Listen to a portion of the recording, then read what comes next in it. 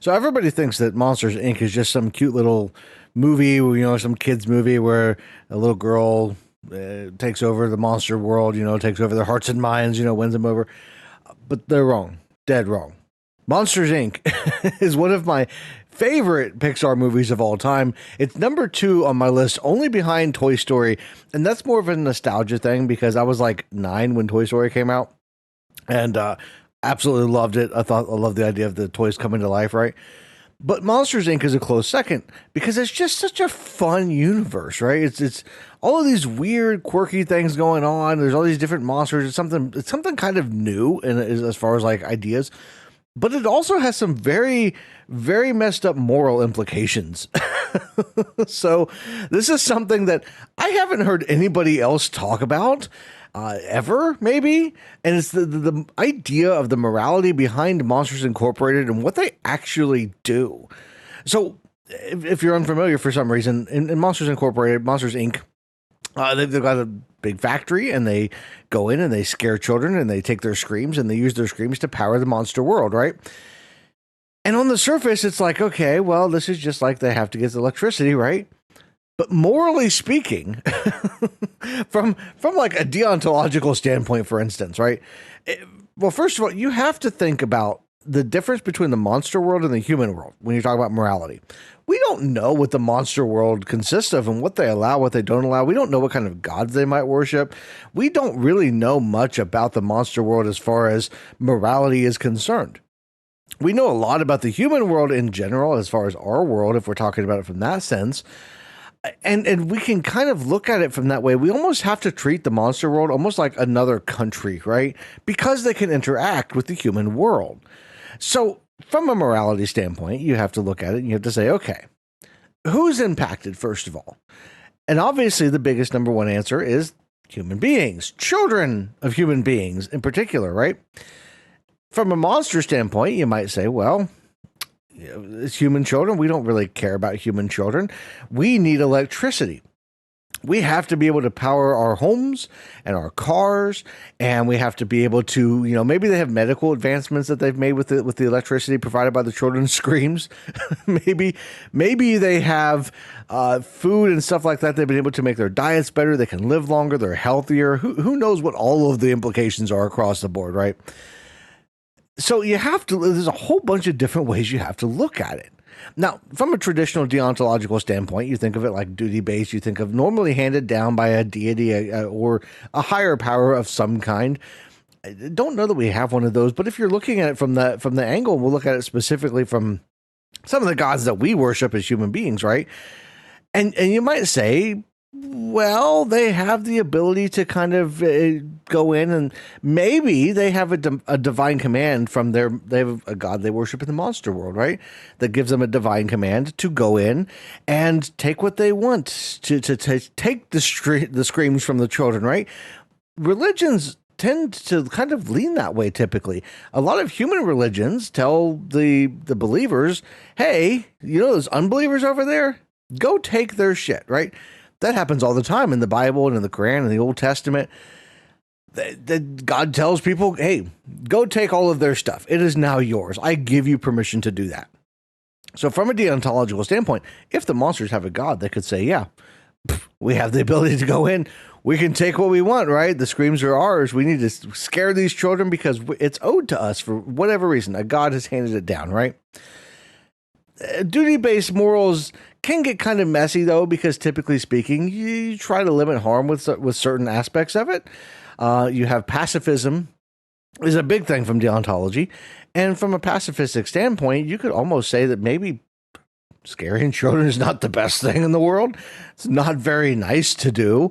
You're giving these children all kinds of potential future problems, PTSD, years of therapy. Maybe they're like, yeah, there's a monster in my closet and nobody believes them, right? So that is always there to think about. Utilitarianism gets a little bit more tricky, though, because from a utilitarian standpoint, the monsters, let's say they need electricity.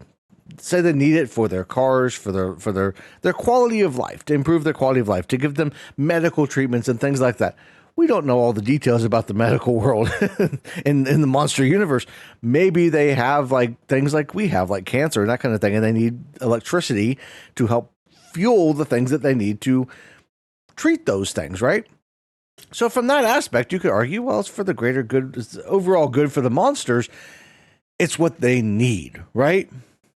But you also have to look at it from the standpoint of the people, the children. Like I said, some of those children are going to go through all kinds of years of therapy. You have to think about what are the repercussions of that. Consequentialism, it kind of asks what kind of value you have when it comes to monster lives versus human lives, right? As a monster, you would have to ask yourself, would I want my children to be scared or terrified of their closet, what could possibly be in there? We see in the movie the kind of impact that it has on Boo, right? When we first meet her, she is terrified of Randall in particular. And when they get back to the apartment, she's scared of the closet, right? Solly's tucking her in and he's trying to get her to calm down and stuff. And she's pointing at the closet because she's scared because Randall usually comes out of the closet and scares her. So she already has some pretty messed up, mental state because of being scared by Randall. And there's got to be lots of other children that deal with that kind of stuff. Now, we know that children have kind of started to get used to it. They make a point about how it's harder and harder every year to scare enough people to get enough power and coming in. And so they're trying to find alternative ways of making that power, right? So you have to ask, like, okay, how long do we keep this up? Is there another form of electricity? Is there another way to generate this kind of stuff? And morally speaking, to limit the damage that we're doing? From a utilitarian and consequential standpoint, the other aspect of that is those, yes, those children are starting to kind of age out of monsters. They're not as afraid as they used to be. They're getting used to things. But you also have to think of the ones that maybe grew up in the past, because it's never really addressed as to whether adults believe in the monsters, right? We don't know for sure what the experience is on the other side of the door. What if the kid screams in the middle of the night, the parent comes rushing in, the kid says, a monster came out of my closet. And the parent says, oh yeah, that used to happen to me all the time. They never really hurt me. They just kind of scared me and ran away. I think my screams scared them or something, right? Maybe they know that the monsters exist. They just don't have any way to fight them. And that brings up the other point is, what if one of these monsters or some of these monsters have got people to the point where they've started to want to fight back, right? What if you have a parent who grew up scared, terrified of a monster like Randall coming out of their closet? Now they have kids and they have vowed to get revenge. And now all of a sudden they're ready to, they're sitting there waiting for a monster to come out of the closet every night by their kid's bed, waiting. And then a monster comes out of the closet. Next thing you know, they're shooting them, right? Any number of things. And you could start an all-out war.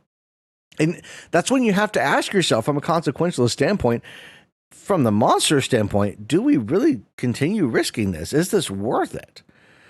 Now, if screams are legitimately the only way that you can get any kind of energy and electricity in your world, I mean, you got to do what you got to do, I guess. But realistically, the best thing they could do is look for alternative sources. Laughter winds up being a source that they look at as a potential. This could be a positive thing. We could use laughter instead of screams, and we generate more power from the laughter, right? And that, in the end, winds up being a good thing. But it's still kind of a weird situation because they're still sneaking into children's rooms. And I don't know, as a parent, if somebody's coming out of my kid's closet, I don't care if they're trying to make them laugh or scare them. I don't want them coming into my kid's room in the middle of the night. That's just a little weird, right? So, like, we have to think about this from even that standpoint. I would say the best option, if children's screams or laughter are the only means of getting any kind of power, at that point, you need to look at getting some kind of a consent, right? You need to look at talking to the parents, being like, hey, look, so this is what we need. Because think about it this way. If you know that children aren't dangerous, which some monsters, that was the big going around thing in the beginning, right? They all thought children are dangerous. We can't get anything on us. Otherwise, it's a 2319, right? So you got to, now that you know that they're not dangerous, you can maybe start to kind of make contact, and you can kind of say, hey, look, we have our own little thing going on over here. We want to make contact with you guys. And instead of in the middle of the night, hey, what if we get like an auditorium full of children at school, right? Maybe we have once a month, we have a rally or something where a monster shows up and makes the kids laugh, or a couple of monsters do, and they make a whole show out of it, and they capture all of that energy, and that's how they get the power. There's got to be a better way. Like, morally speaking, there has to be, because morally speaking, the consent is going to be the big deal, right, between these two groups.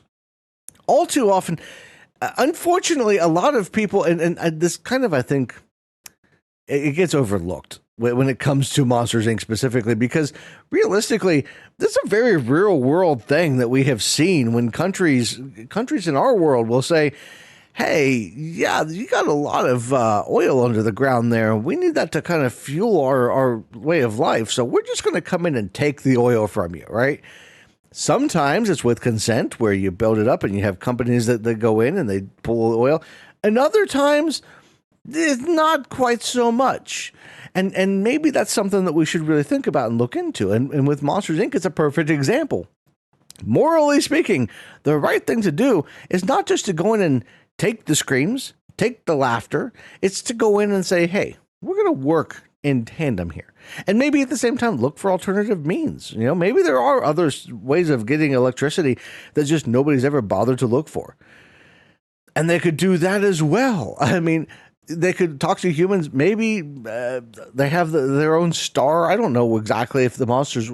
It's never clear if the monster world is like a different dimension or whatever, but I don't know. Maybe they could find some way to work with their star and solar energy. They could get some wind power going to help out.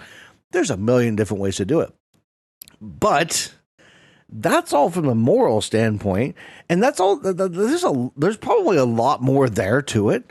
But those are the big things, you know, consequentialism, consequences. Think about what you're doing, what your actions are doing as the monsters. It's going to be immoral. The consequences of their actions could be, one, they're hurting the children if they're scaring them. Even if they're not scaring them, if they're making them laugh, that's still, they're walking in the room in the middle of the night. And at first, the first time the kid sees it, they're going to freak out, right? I mean, the first time the kid sees Mike, we see that when he starts doing his little comedy routine, right? They're going to be a little bit terrified. And who knows what the fallout of that's going to be when they start telling their friends and family, yeah, this weird looking thing comes out of my closet every night. It makes me laugh. And then it goes right back in. And are people going to be like, yeah, you're crazy? Are they going to lock him up? Are you going to have kids locked up in an asylum? You know, this kid thinks that they've got a monster coming out of their closet. Maybe it's an imaginary friend stage. Or maybe we need to lock them up in an asylum. We don't know what the world's actually like, right? Or where they're at.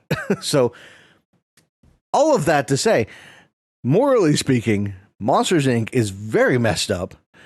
And there's a lot to consider. But Monsters Incorporated is really, they need to redo their business model if they want to be moral and ethically sound overall. But I want to know what you think. I mentioned Toy Story at the beginning of the video here. I'm going to be talking about Toy Story. I've got a whole bunch of other ones I've been looking at. I'm excited. I've been really getting into talking about some of these movies. I did not buy this just for this video. I promise. I'm going to pretend like I've had this forever. But I've got a lot of movies. I've been thinking about it a lot lately. I've been getting really excited thinking about kind of some of the moral conundrums, some of the weird things. One of the ones I'm looking forward to talking about, my wife's actually suggested Harry and the Hendersons. That's going to be a fun one to talk about. So, but I want your suggestions down below. There's a good one that came out of the last video. The Thing. I think it was The Thing. I'll double check. I've got the comment pinned, but I want to hear more suggestions. What you guys want to hear me talk about? Movies, TV shows, that kind of stuff moving forward. I want to really do this kind of. I really want to sit down and talk about one or two big moral things from different things, just because it's so much fun. So, but let me know in your comments. Let me know in the comments what you think. What do you think about Monsters, Inc. as far as its morality is concerned? Do you think, is there anything I missed? Anything that I left out that you think I should have talked about? Let me know down in the comments below. That's all I've got for this one. I want to thank you all for watching. Everybody have a great rest of your day, and I'll see you in the next one.